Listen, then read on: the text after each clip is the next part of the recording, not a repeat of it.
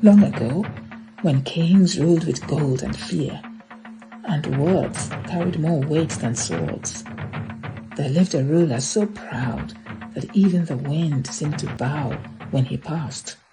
His name was King Kweku the Mighty. His throne shone like the sun, his voice echoed across the land, and no one dared question him. No one except Anansi.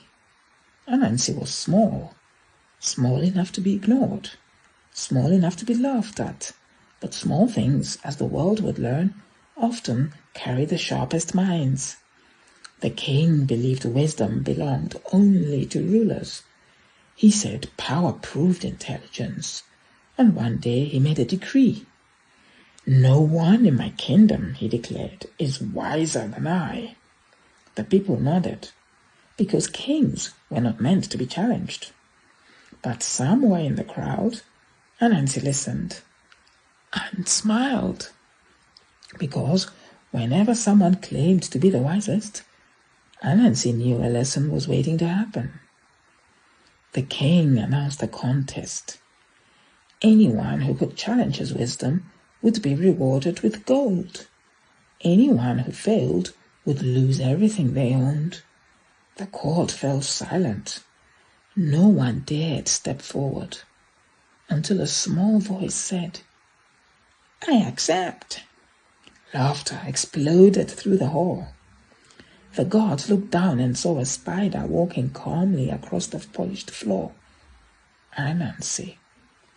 The king leaned forward. "You?" he said, amused. "You think you can challenge me?" Anansi bowed politely.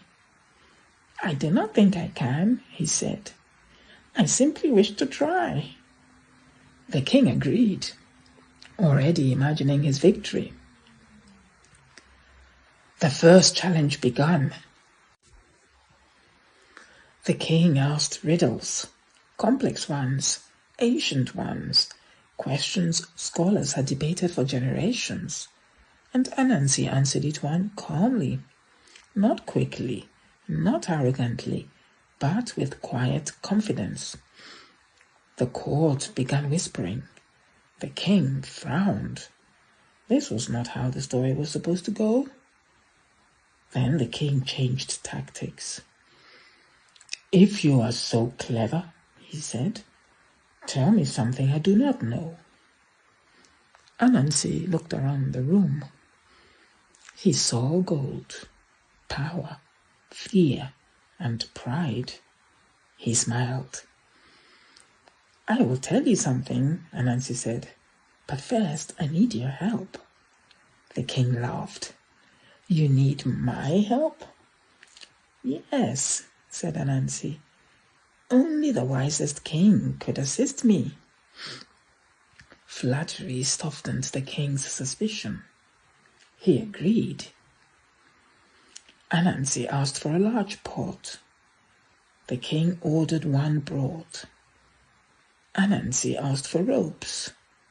The king provided them. Anansi asked for the king's strongest guards. They stood ready.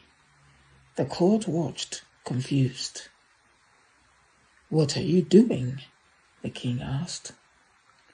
"Preparing to prove your wisdom," said Anansi. Anansi placed the pot in the center of the room. He tied the ropes around it. Then he asked the king to stand beside it. "Now," said Anansi, "please tell your guards to lift the pot without touching it." The king laughed. "That is impossible." Anansi tilted his head. "But surely the wisest king can do the impossible?" The court murmured.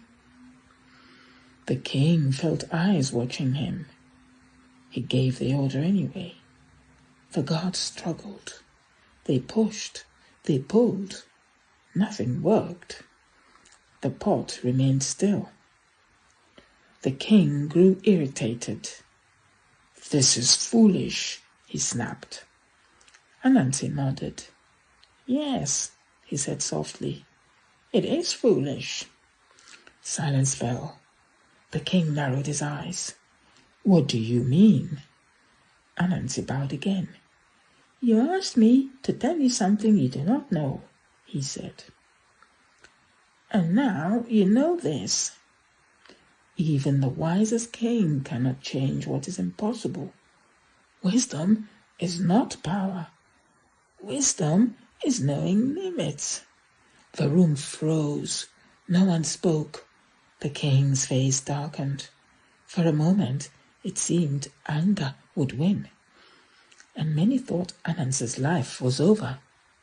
But then the king laughed, a slow, deep laugh, because in that moment he realized the spider had done something no one else dared. He had spoken truth without insult. He had challenged power without disrespect, and he had done it using the king's own pride. The king rose from his throne. You are clever, he admitted. But tell me, Anansi, why risk everything? Anansi smiled. Because, he said, a kingdom only ruled by pride goes blind. And a king who listens becomes stronger. The king stared at him for a long time. Then he nodded. From that day forward, the king ruled differently. He listened more. He spoke less. And when people whispered about wisdom, they no longer spoke only of kings. They also spoke of a small spider who reminded the powerful that intelligence does not shout. Sometimes it simply smiles. And that is why, even now, people say, never underestimate the small, because the smallest voice may be the one that changes everything.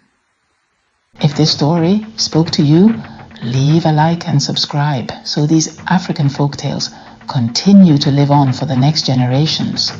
Until our next story, walk gently through the world, and may wisdom guide your path.